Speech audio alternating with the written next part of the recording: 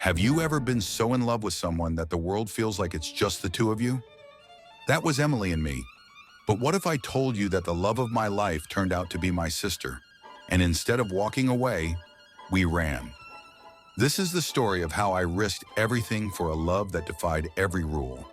It all started at a party hosted by a mutual friend.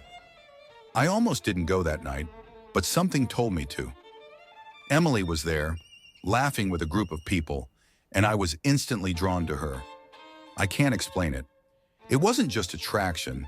It was like she radiated something that pulled me in. We started talking, and within minutes, it felt like we'd known each other for years. We bonded over everything: music, food, even silly childhood stories. There was this unspoken understanding between us, like we were two pieces of the same puzzle. By the end of the night, I'd asked for her number. And let me tell you, that was the best decision I'd ever made, or so I thought. Emily and I became inseparable. Every day felt like an adventure with her. But what really cemented our bond was the passion we shared. Now, I've always been someone with a high libido, like I'm not shy about saying I love sex, and I need a partner who can keep up. Emily didn't just keep up. She matched me move for move, energy for energy. It was wild. We didn't just make love in the usual places. We had this thrill-seeking side that drove us to be spontaneous. There was the time we snuck into the rooftop of her apartment building under the stars, another time in the backseat of my car during a thunderstorm, and even a secluded beach at sunset.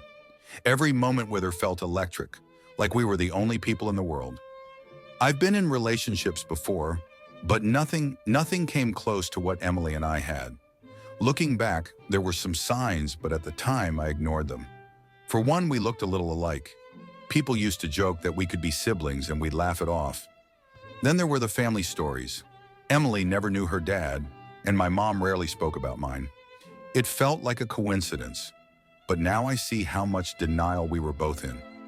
Still, none of it mattered to me. I was so deeply in love with her that I wouldn't have cared if the whole world told me something was off. It was Emily's idea to do the DNA test. She thought it would be fun to see if we were distantly related to royalty or something silly like that. When the results came in, she opened hers first. Mine came in a few days later, and we sat together on the couch, excited to compare.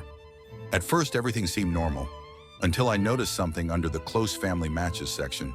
My name appeared on her profile. We stared at the screen, not understanding what it meant. I remember laughing nervously and saying, "This must be a glitch." But the more we looked into it, the more undeniable it became. We were half siblings, same dad. The room felt like it was spinning. Emily started crying, and I just sat there in shock, trying to piece together how this could happen. My mom later confirmed the truth. She'd had an affair decades ago, and Emily's dad was the same man who'd abandoned us. We spent days talking about what to do. Emily was as devastated as I was, but the love we shared hadn't just disappeared. The connection, the chemistry, the way we understood each other, it was still there. I remember holding her one night as she cried and whispering, "I can't lose you," and I meant it. I couldn't imagine my life without her, even if the world thought what we had was wrong. But it wasn't just emotional.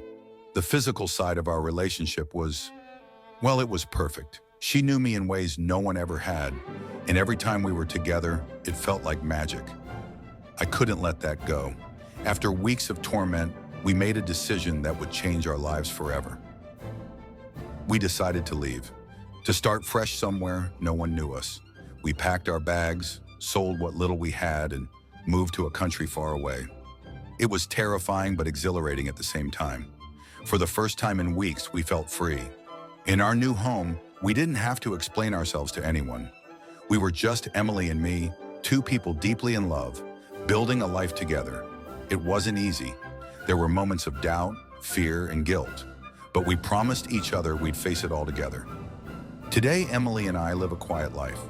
We don't talk about the past much. Some days it feels like a bad dream. Other days it feels like the best decision we ever made. I know what we did isn't something most people would understand, and I don't expect them to.